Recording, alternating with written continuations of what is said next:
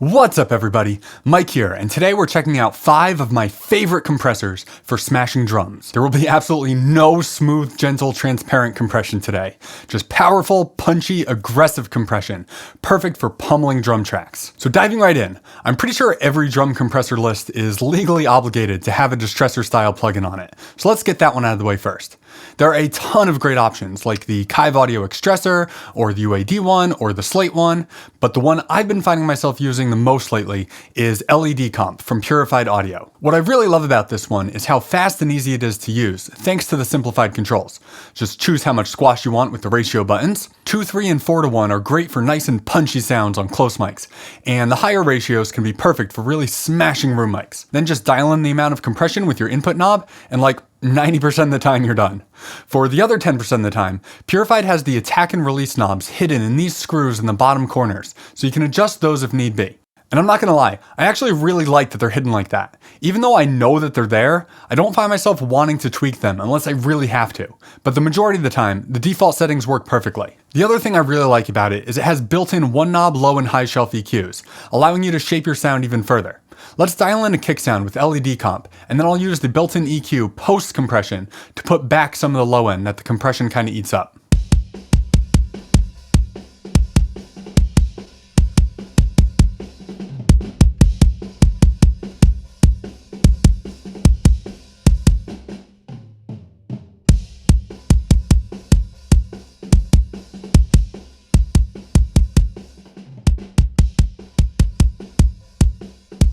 Next up, we're taking a look at the Dynamite Slam from Softtube. Based on the Valley People Dynamite compressor, this thing is absolutely brutal. I like to use this one at the end of my kick or snare chain when everything is sounding good, but I'm just looking for a little bit more excitement and a little bit more length on the close mics. I'll usually set it to fast attack, drop the release to its fastest setting, and dial in a lot of compression. This will sound completely ridiculous on its own, but blend it in with the mix knob and you end up with something pretty awesome.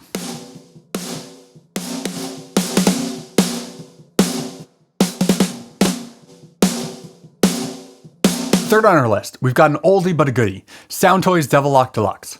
This is based on the Shure Level Lock compressor, and holy crap is it aggressive. One of my favorite uses for this is on drum bus. I stole this technique from Ken Andrews, who mixed the self-titled Paramore record. Drop both the crush and the crunch knobs to 0, and then blend to taste. I usually start with the mix knob around 30% or so. And yeah, this compressor is so aggressive that even with the knobs on 0 and barely blended in, it's still thickening up the drums in a really nice way. Let's check it out.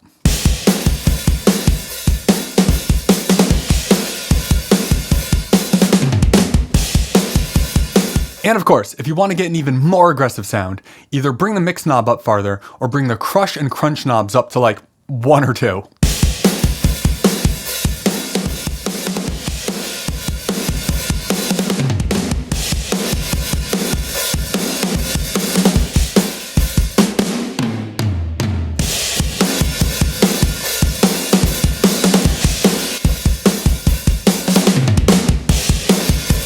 Yeah, that's pretty rad.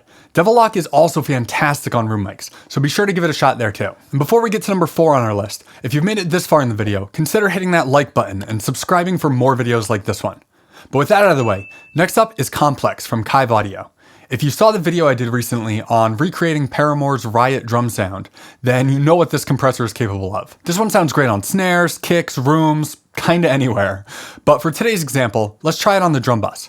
We'll set it to a medium attack, fast release, 5:1 ratio. We'll bring the side chain up just a little bit so that it's not reacting so much to the kick. Then we'll just drive the input until it's sounding sick and blend to taste.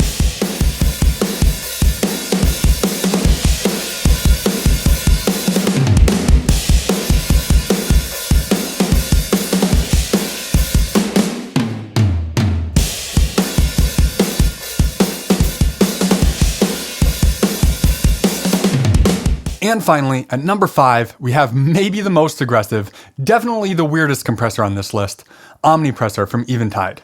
Like I said, this one's a little bit weird and might take a little fiddling to get your head wrapped around it, but once you do, it's capable of some pretty insane sounds.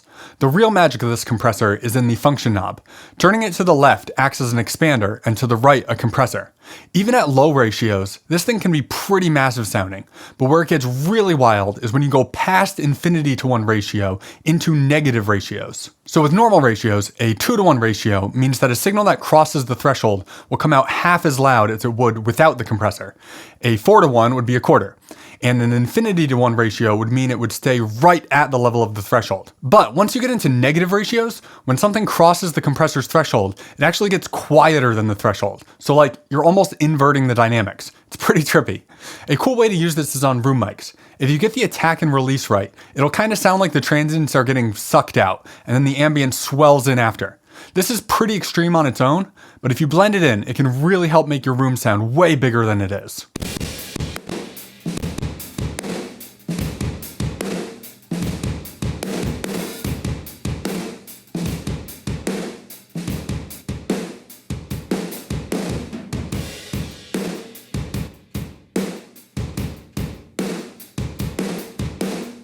I'd love to know which compressors you would add to this list, so let me know your favorites in the comments down below.